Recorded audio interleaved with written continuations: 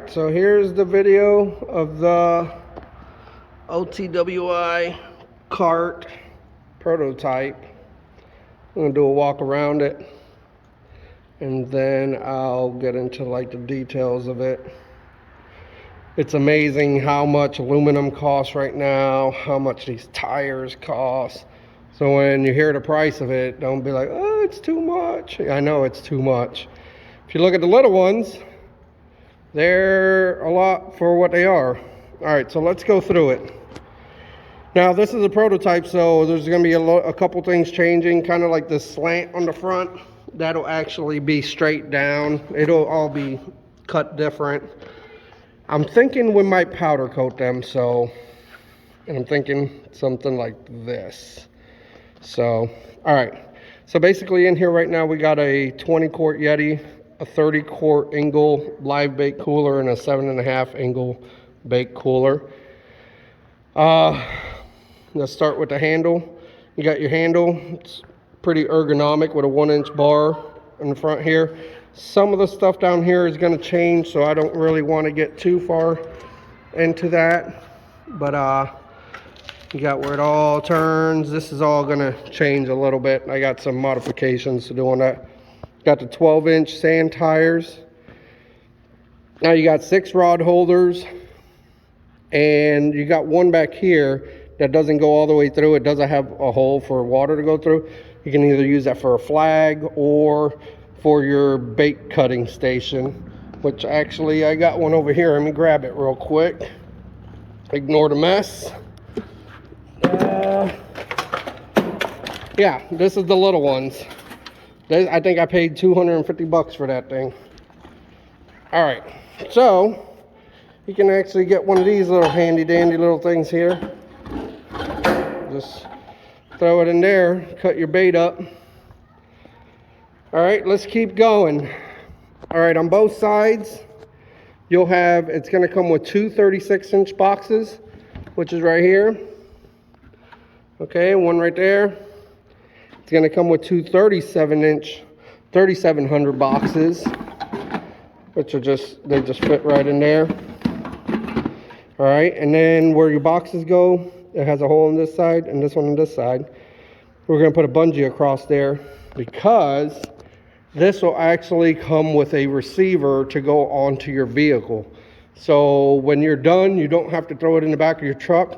You just hook it to your receiver, put that up there, put some pins in it, and hit the road. All right. These are just for your staging rod, so your lines don't bind all up. You just put your rod in here like this, and then you can put your lures on, your bait or whatever. That is actually going to change also. It's going to come up at more of a 45-degree angle on the production model. Both sides have where you can put your hooks. Let your lures and stuff dry off. That way you can wash them off with fresh water and then put them back in your tackle boxes. You don't want to rust everything in your box because you put one lure in there full of salt water. All right. Hey, if y'all haven't looked up these Hellcats by Catch the Fever, look them up. They're freaking nice. So yeah, if y'all got any questions, this cart is pretty massive. I think, let me grab a tape measure if I got one in here.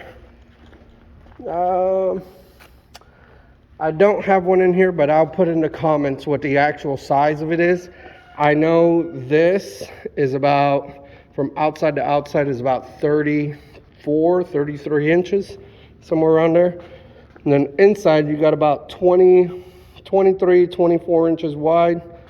And then long, I think it's about 38.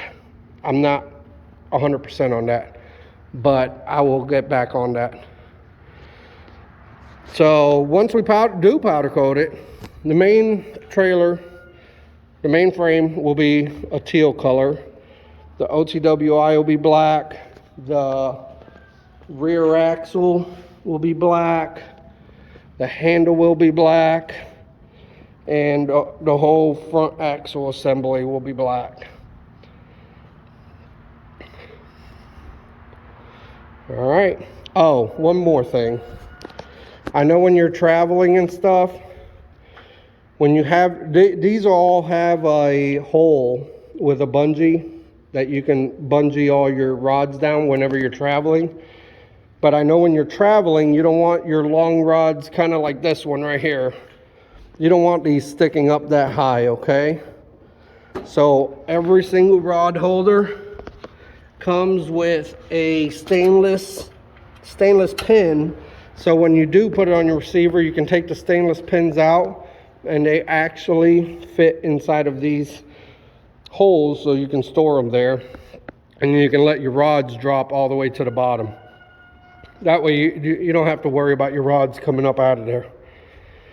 The only one that doesn't have that is this hole, which has a drain hole on the bottom of it. All right, so yeah, that's the video. I'm looking for a new TIG welder machine, that is. And then after I do that, we're gonna start production of these, and let me know what y'all think. If y'all got any comments, let me know, hit me up. All right, bye.